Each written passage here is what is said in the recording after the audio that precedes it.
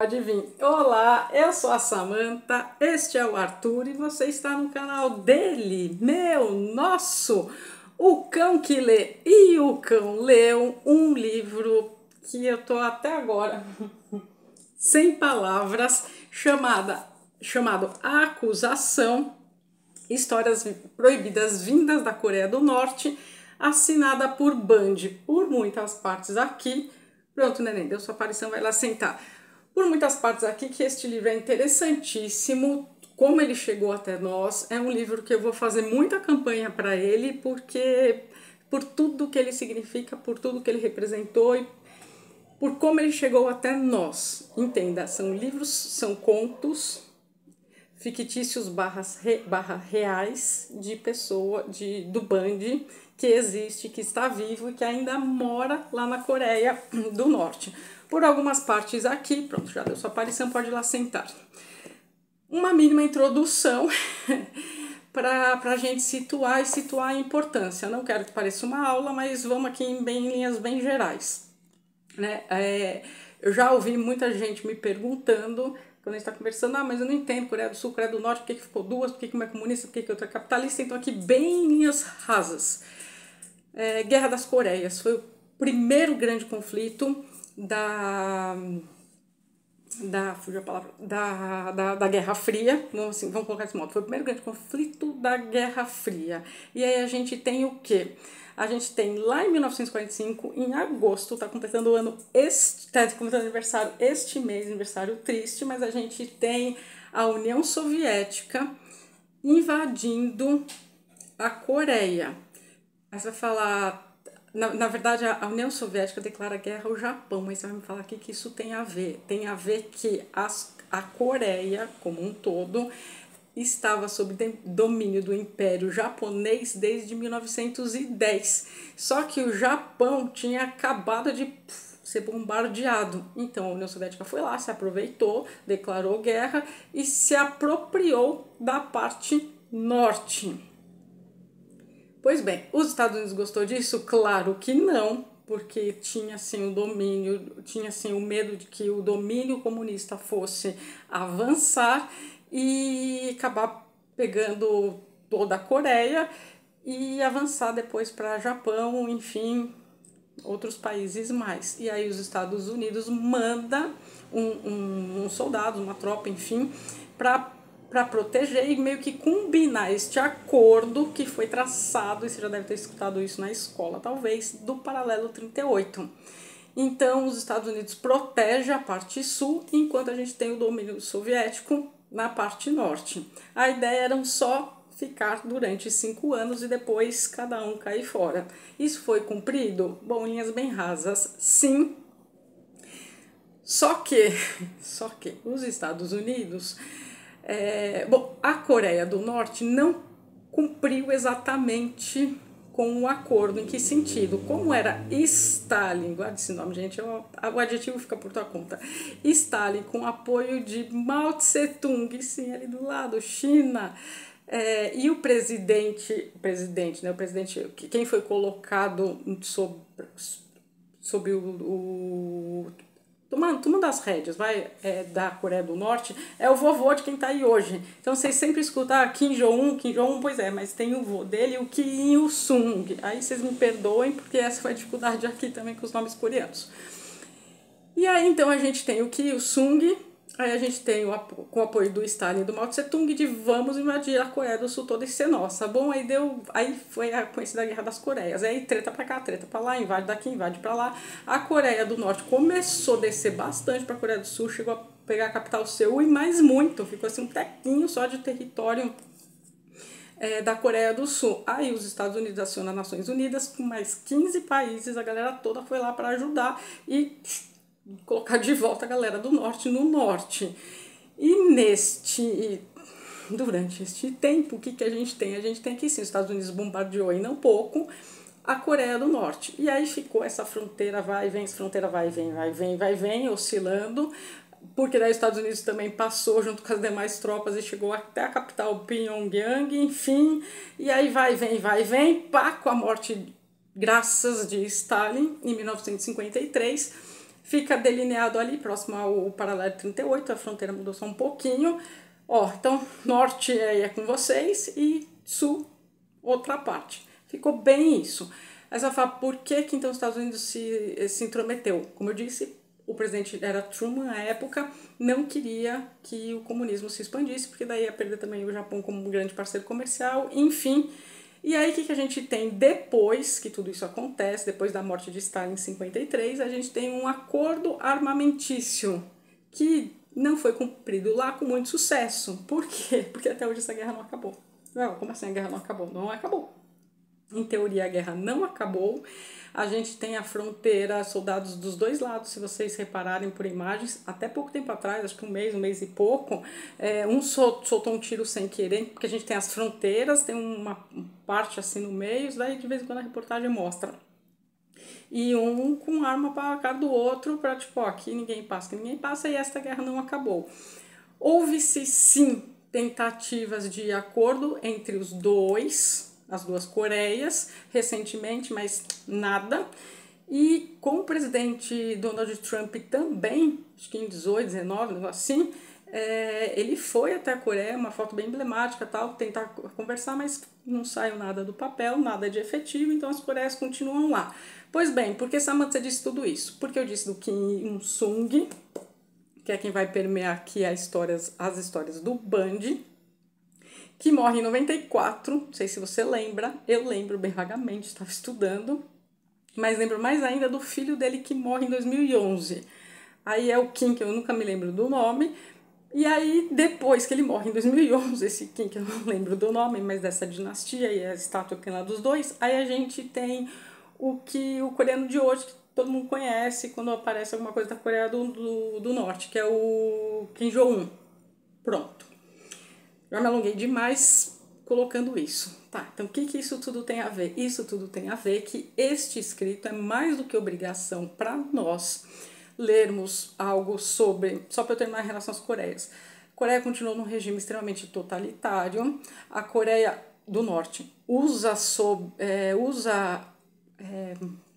os soldados deles, as armadas dele, e cria-se armas potencialmente destruidoras, e a gente tem que ficar sempre de olho, com o discurso de que né, se a gente for bombardeado outra vez, né, já aconteceu isso no passado, isso. A Coreia do Sul foi pobre, paupérrima, sim, durante muitos anos, só depois dos anos 80, 90, que virou a potência que virou. Então, junto com Hong Kong, Singapura, Taiwan e acho que mais alguns, é um dos tigres asiáticos hoje. E as pessoas vivem em liberdade, vivem bem, enfim. Já na Coreia do Norte ninguém sai, ninguém entra, aquele regime totalitário, já passou fome, já passaram fome, enfim, comunismo, né?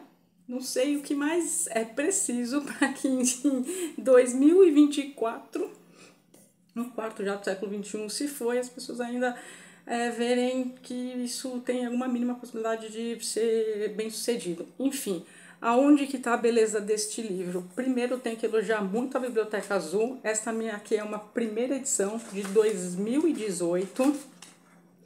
Tá riquíssima em termos de informações. Todas as minhas dúvidas foram sanadas, porque eu fiquei pensando, peraí, como que alguém chamado Band, não sei nem quem que é, não sei nem se é um codinome, não sei nem se alguém inventou, então sim, eu também tive minhas dúvidas, tá?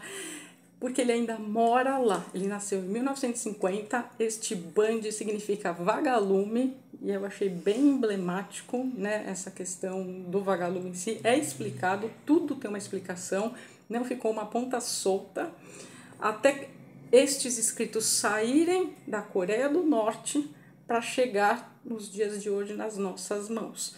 Chegou em 2014 na Coreia do Sul, e aí a Biblioteca Azul traduziu pra gente, trouxe em 2018. É um livro que eu diria, must be lido, sim, porque você vai falar, é triste?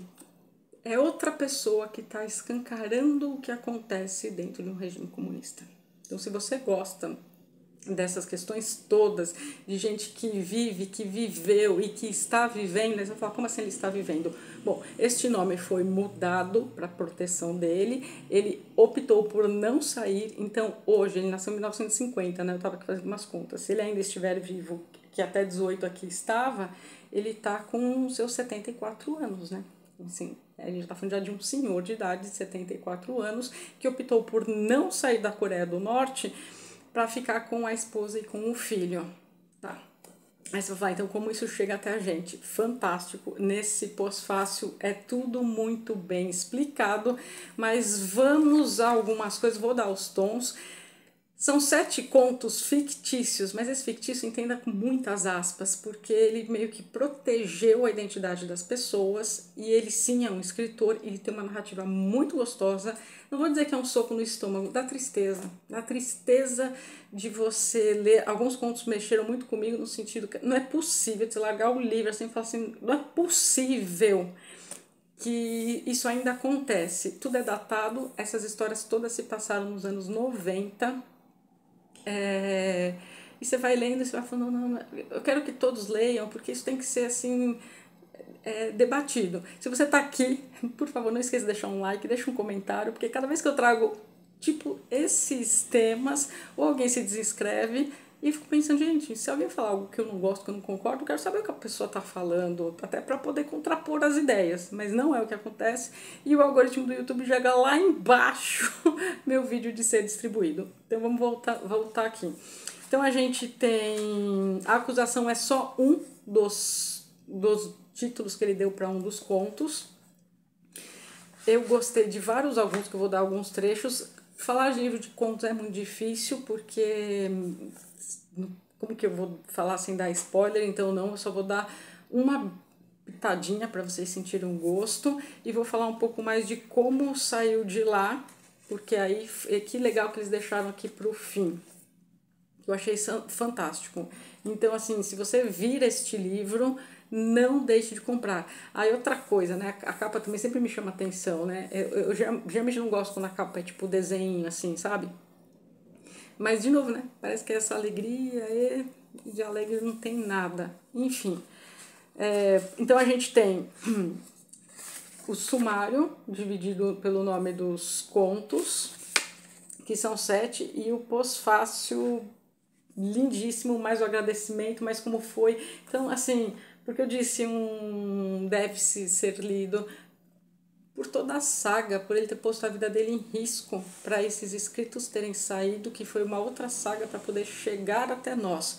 E ele já se daria, vou chamar de Bundy, que é o nome dele, né, para não ser o nome verdadeiro, colocou a vida dele em risco, da família dele, enfim, para morrer teria sido 2. Então, é para abrir os nossos olhos. De certo modo, ele ficaria feliz se só chegasse até até a Coreia do Sul, mas que bom que chegou até nós, até a América, as Américas, já foi traduzido em vários idiomas, e que mais pessoas leiam e falem sobre este livro. Pois bem, então vamos lá, dividido em 7.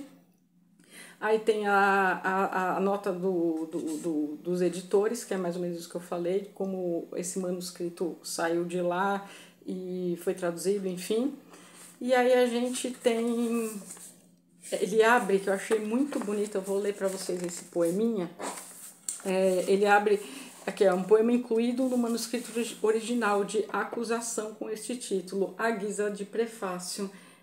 Olha o que o Bundy, o autor de todos esses contos, que foram histórias que ele conheceu, que chegaram até o ouvido dele, então são histórias reais, mas ficcionadas pela mudança de nome. Gente, olha isso. Aquele velho homem da Europa com sua barba hirsuta disse que o capitalismo é um reino de trevas e que o comunismo é um mundo de luz. Eu, Bundy, deste chamado mundo de luz, fadado a brilhar apenas em um mundo de escuridão, denuncio, frente ao mundo inteiro, esta luz, que é na verdade abismal escuridão, negra como noite sem luar ao final do ano. Tá aí, né? Assim, já começou que eu falei, meu Deus, promete. É um livro, então, de 230 páginas, mas se você ler um conto por dia, eu não consegui ler só um conto por dia, eu li um pouco mais, Mas é pesado, tá, gente? Assim, não é um caminho no bosque, não, porque ele escreve muito bem. Aí vai. Aí logo quando você vira, você já começa. Ó, relato de uma deserção. Então, aí aqui eu separei alguns tons para vocês. Eu achei bem bacana que aí a cada página preta, assim, ó. Então, esse aqui tem um pouco menos. É a divisão. Então, assim, eu achei o trabalho gráfico bem bonito, tá vendo? Aqui, ó, quando você fecha, você tem esse aqui, relato de uma deserção, que é todos são contos. Começa na página 11 e termina na página 39, e aí fica termina aqui o conto, todos são datados, e aí quando termina recomeça, né? Começa um novo conto e assim vai até o fim. Deste aqui eu separei uns trechos, porque tem muito o que falar, não sei, acho que talvez eu conte de um de vocês. Esse aqui rasga o coração. Esse aqui a gente tem um casal que não pode ter filhos. Esse aqui eu vou dar só um gostinho pra vocês. Um casal que não pode ter filhos, só que não é que não pode ter filhos. No mercado clandestino, porque em todo canto tem mercado clandestino, ela compra os anticoncepcionais e o marido não entende o porquê. Enfim, aí ele suspeita de umas coisas bem infundadas. E aí dá dó, e ele te leva, como ele é escritor, eu vou chegar onde que ele trabalhava, ele te leva que você fica sem saber o que vai acontecer. Como eu disse, a dificuldade são os nomes. Então aqui, ó, Xangui sou eu e o Cheon, e aí assim vai. Eu tenho dificuldade com nomes asiáticos, então para mim foi bem difícil. Então olha aqui, ó, você se lembra do relato de uma fuga que Choi Seu Rei escreveu nos anos 1920? Mas agora estamos em 1990, mais de 50 anos desde que nossa pátria foi libertada do colonizador japonês. E aí continua. Pois bem, aí esse marido aparece não posso falar quem, porque senão vou estragar a sua experiência, e aí esse marido acha que, sei lá, ela tá traindo, vou colocar assim, e ela não tá traindo. E aí falta tanta comida, porque esses países são tão paupérrimos, porque assim, eu desafio qualquer um que esteja aí do outro lado, me escreva aqui um país comunista que deu certo, que as pessoas são felizes, que tem comida farta e abundante, que todo mundo vive em casas mil maravilhas. Eu realmente desafio. E assim, não tem. Cada livro desses que eu leio, seja um Solzhenitsyn russo, seja, tem coisa da China também que eu quero ler. Nisso aqui no canal já me deu a dica do Gulag chinês, quero ler também. Coreia, quer dizer, nem mencionar a Venezuela, né? Cuba, não precisa, quer dizer. E aí dá maior dó. E aqui só vou falar aqui. Aí ela, enfim, tem uma treta toda, aí ela fala: pode pegar meu diário e ler então. Ela fala isso pro marido. Aí o marido pega o diário e aí ele tá lendo o diário. Eu vou ler só um trechinho. E ela coloca aqui: 21 de novembro. Parece que todos os meus segredos estão sendo descobertos. Hoje, meu marido finalmente descobriu o que venho cozinhando para mim mesma e achou que era comida de cachorro. Comida de cachorro ou lavagem de porco. Eu devia ser grata por aquilo não parecer nada apetitoso, a ponto de ele não suspeitar da verdade. Você vai falar que verdade, porque aqui é de cair o queixo, porque a gente já sabe antes de chegar aqui nessa parte. Para ele poder comer mais, porque ele trabalha num outro lugar diferente do dela, porque aí o trabalho também é forçado, né? Não pense que você vai trabalhar onde você quer, pro capitalista mauzão, que, nossa, não paga CLT, isso, aquilo, não. Que o governo manda você trabalhar, você tem que trabalhar, você tem que aparecer e ganha ração de comida quando ganha. E aí, para ela dar a parte dela pro marido, ela cozinha tipo essa água com nada, que aí o marido chega um dia e fala: pô, agora tá dando para alimentar ainda cachorro, não sei da onde. Que cachorro que sobreviveu também, né? E a comida é para ela. E aí ela tá adoecendo, ela tá ficando feia de saúde.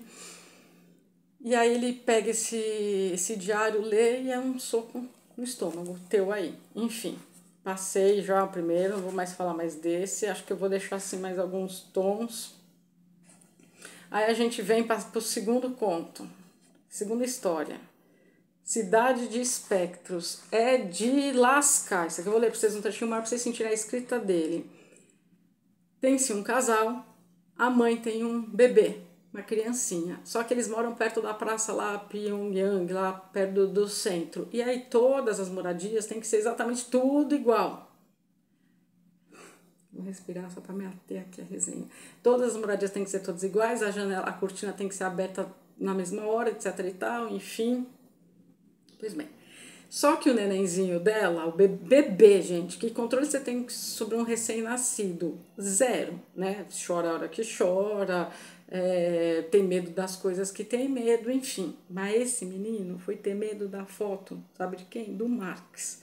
Aí pronto. Porque daí, como assim? Se a criança, esse bebê já tá com medo do Marx, olha o nível. Então vai ser um deserdor, tal, e a mãe, ela veio da sorte dela, que ela veio de uma família meio que boa, tradicional, que aí também tem o lance da linhagem, penso que não.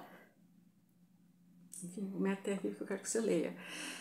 E aí, bom, aparece a guardinha não sei das quantas, que não é também não sei das quantas, é assim, ó, tá tendo muita reclamação, a sua casa tá destoando porque a janela tá fechada, porque essa mãe pegou uns pano para poder fechar o máximo para a luz não incidir, para a criança parar de chorar, porque também é um cubículo, né? Não pensa que você vai morar numa mansão resort, não. Quando o comunismo for implantado, aí achando o ideal perfeito. E aí, quando percebe que ela fecha a janela um pouco antes, e quando deveria estar aberta, nossa, que é para a criança não chorar, para o bebê, para o neném. Pois bem. Aí, bom, aí vai aqui, ó. Em todo caso, ela completou, ó a escrita dele. Agora que expliquei tudo, espero que você entenda. Então, ela explica tudo isso aí mesmo que eu falei, mas tô sendo bem rasa só para dar o gostinho. Explicar tudo isso para poder falar. Então, tipo, agora expliquei, né? Agora eu vou contar meio que com a sua compaixão, né? Já contei que é pro bebê, né? Que eu tô fechando porque eu tô desobedecendo as ordens do partido, ó, líder, grande líder. Nossa, você fica o tempo inteiro, sabe? Grande líder, grande líder. O Kim Il-sung, que é nessa época, que é o vô de quem? Desse que tá aí, o Kim Jong-un, tá? Guardem isso. Pois bem, em todo caso ela completou, agora que expliquei tudo, espero que você entenda. Não posso trancar meu filho num armário, nem ficar de olho nele 24 horas por dia. Então o que mais eu posso fazer? Porque tem que sair para trabalhar com criança ou sem.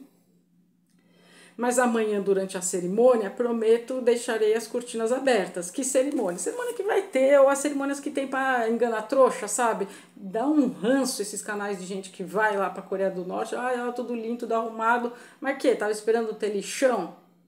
Lixão é aqui, gente, é comunismo B, Venezuela, essas coisas. Lá não, e tem um teatro todo. Então, assim, nossa, quando eu vejo pessoal falando isso, não, eu tenho zero vontade de ir pra lá, morro de medo, porque ainda mais agora que tem canal falando essas coisas, acho que nunca mais sairia de lá. E tem umas coisas trágicas que já aconteceram de gente que de fato não saiu, mas enfim. Aí ela deixa aqui, aí olha a resposta da mulher, a guardinha, vou chamar assim. Isso não é aceitável. A secretária insistiu, sua voz cortada subindo de tom à medida que chegava ao final do que tinha a dizer. Isso não é uma discussão tola sobre a mobília de uma casa.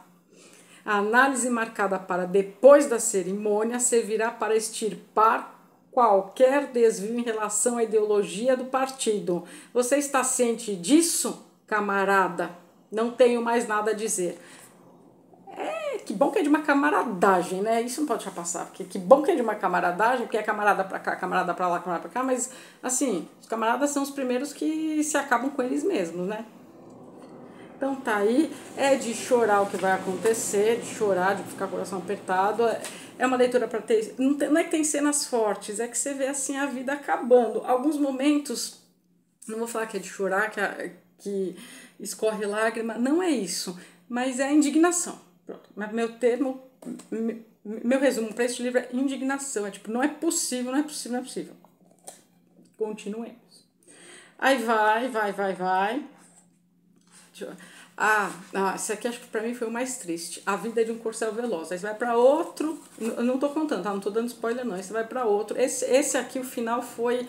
Eu larguei o livro e falei, depois amanhã eu continuo, porque não dá pra ouvir, pra saber disso, pra saber que o cara tá lá ainda, que essas histórias devem estar acontecendo a rodo. E. Enfim, né? Bom, não vou nem falar do que se trata.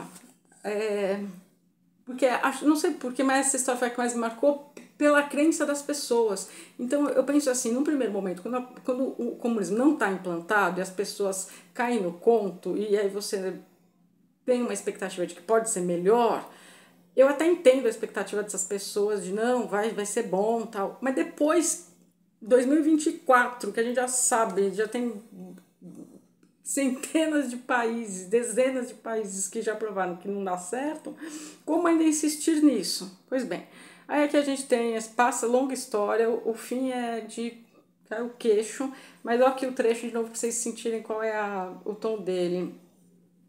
Sabe, o velho Yong-su, de novo os nomes, tá? Plantou aquela árvore com as próprias mãos em 1948 para comemorar sua entrada no partido. Que partido, gente? O único partido que tem, o Partido Comunista, tá? Não tem vários partidos, é um só. Ah, então é uma árvore especial, é isso? Shai Gawangazan, mas sim, zombou, estou morrendo de medo. Pois bem, aí segue. Quando o exército japonês foi derrotado e a Península Coreana tornou-se independente, os ideais do recém-estabelecido Partido Comunista soaram como música aos ouvidos dos dois amigos, que passaram os anos de ocupação dando duro em um campo de concentração, guiando parelhas de cavalos e de bois que arrastavam toras para a construção. Eles entraram juntos para o partido, na mesma hora do mesmo dia, cheios de sonhos de prosperidade.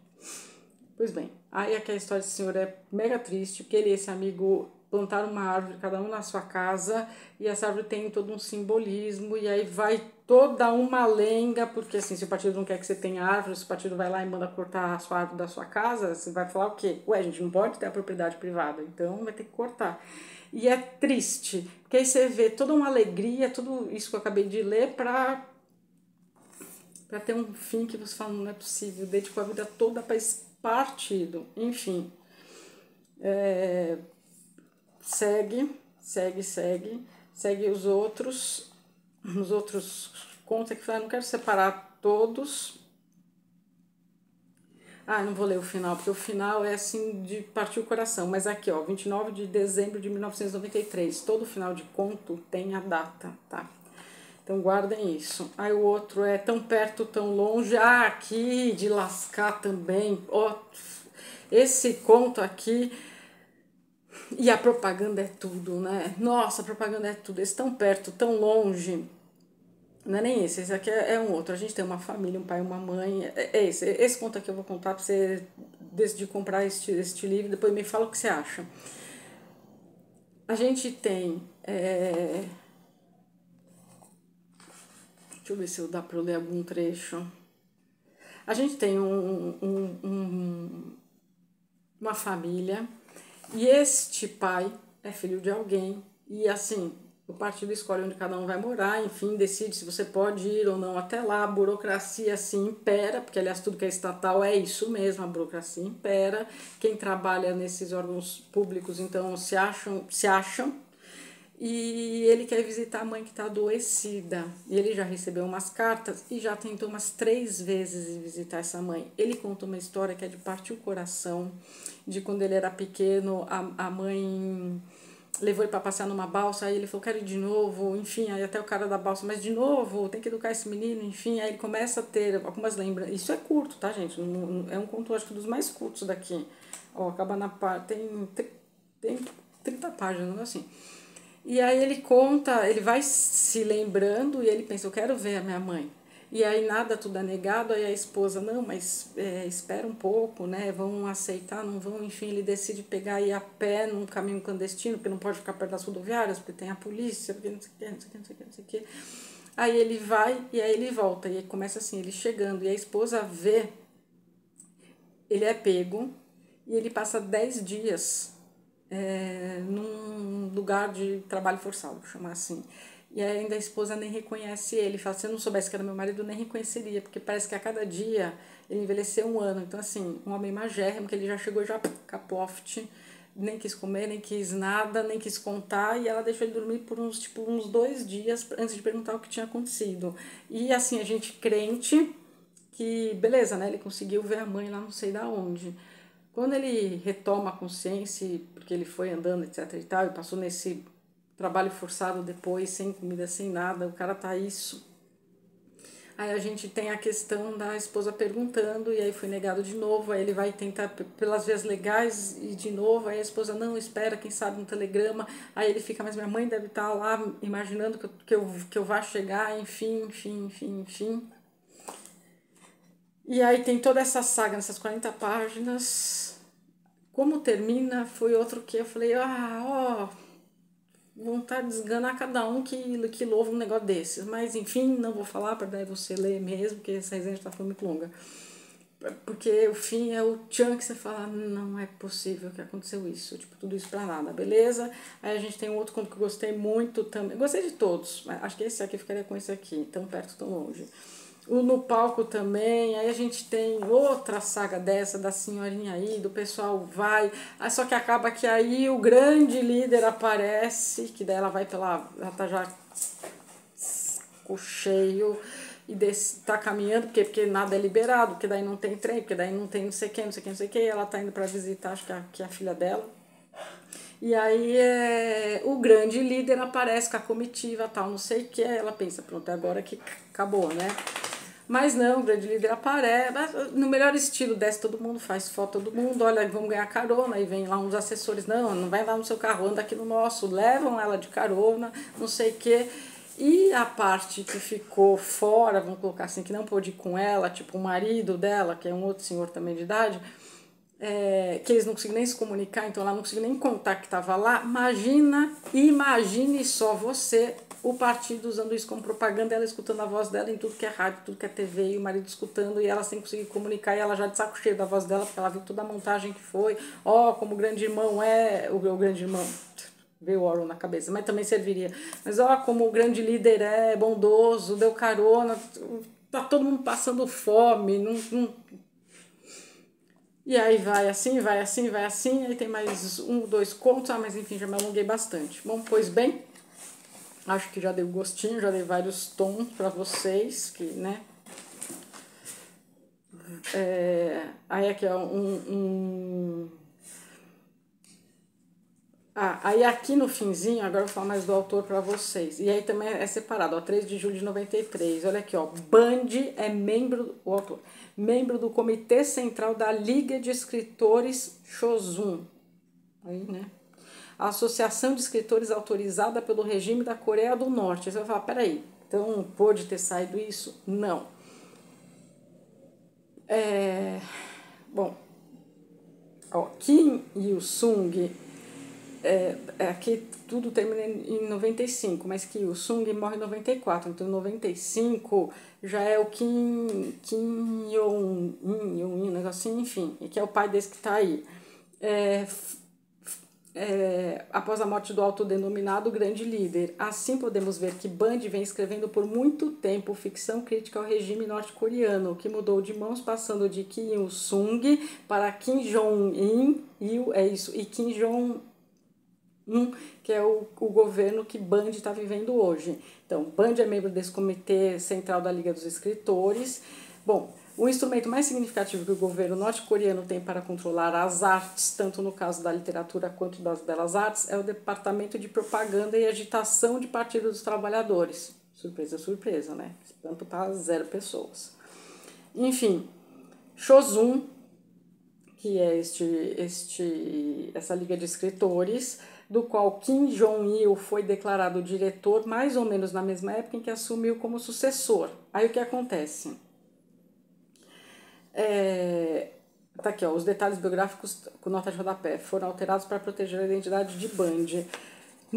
Aqui ele nasceu, o autor, numa província no nordeste da Península Coreana, Hamjeong, que faz fronteira ao norte com a China e a Rússia.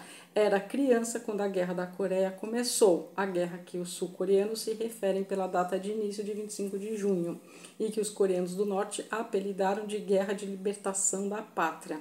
Atraído para a literatura desde cedo, Band estava na casa dos 20 anos quando viu seus textos publicados pela primeira vez em revistas norte-coreanas e começou a construir uma reputação.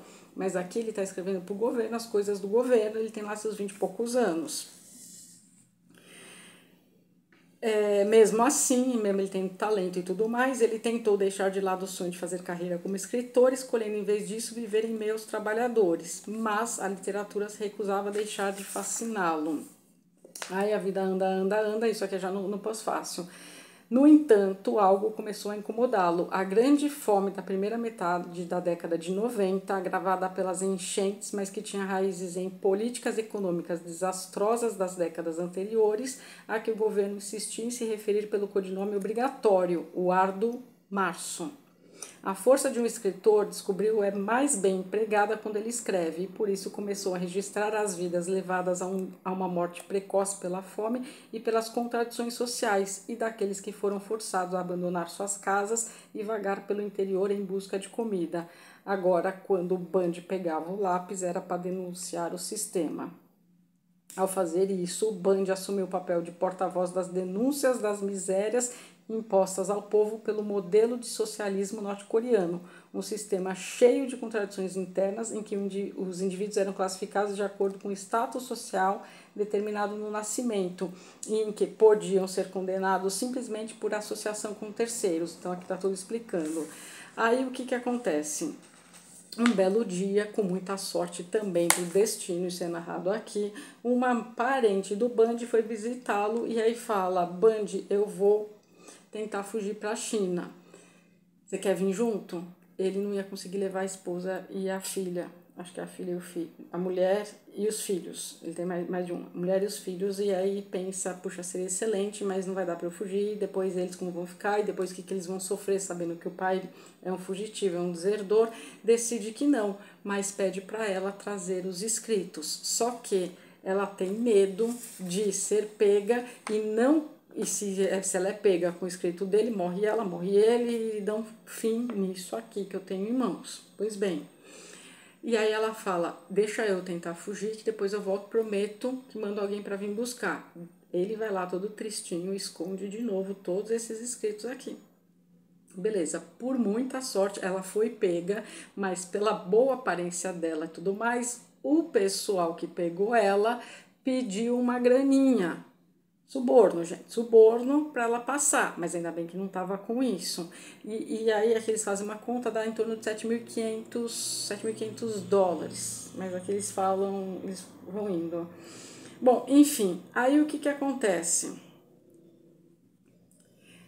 Ela ia para a China para depois ir para a Coreia do Sul. Só que aí aqui tem tipo uma ONG, eu não vou falar esses nomes coreanos, mas aí tem tipo uma ONG que ajuda aqueles dissidentes, os conseguiram escapar da Coreia do Norte para a Coreia do Sul. E aí tem um homem aqui bem importante, eu não sei o que é Do mesmo, que trabalha nessa ONG ajudando esses norte-coreanos que chegaram à Coreia do Sul. E ele recebe doações. E aí ele fala com alguém que super sempre doa para ver se ajuda para pagar, enfim, tal, beleza. E aí paga e ela consegue ir para a Coreia do Sul e vive. E o governo da Coreia do Sul dá um dinheiro para a pessoa começar a vida sabendo que, né, saiu daquele inferno. E aí o Do já estava, o presidente de ONG já estava assim, nem acho que verei ela novamente, porque não é comum a gente ficar vendo ajuda no que dá e depois cada um segue a vida. Só que aí, para alegria nossa, ela chega e pede, ela fala: olha, eu tenho um amigo que tá lá, que tem uns escritos e tal. Ele se interessa e fica pensando: mas como eu vou fazer para mandar alguém lá, né? Não é assim, vai lá alguém, enfim. Um amigo chinês dele, na mesma semana, quando as coisas são para ser, elas são. Na mesma semana, dias próximos, ali fala que vai visitar um parente lá na Coreia do Norte e que fica na mesma cidade que o Bundy. Pô, que alegria. Quando você tá lendo isso que você fala: então foi assim que chegou atrás da gente? Foi. E aí manda-se até lá. Ela consegue escrever uma carta para ele meio codificada. Esse chinês chega até o Bundy muito rápido para não levantar suspeita nenhuma. Ele é orientado a colocar no meio de um monte de panfleto do grande líder, como se fosse propaganda para trazer depois para a China.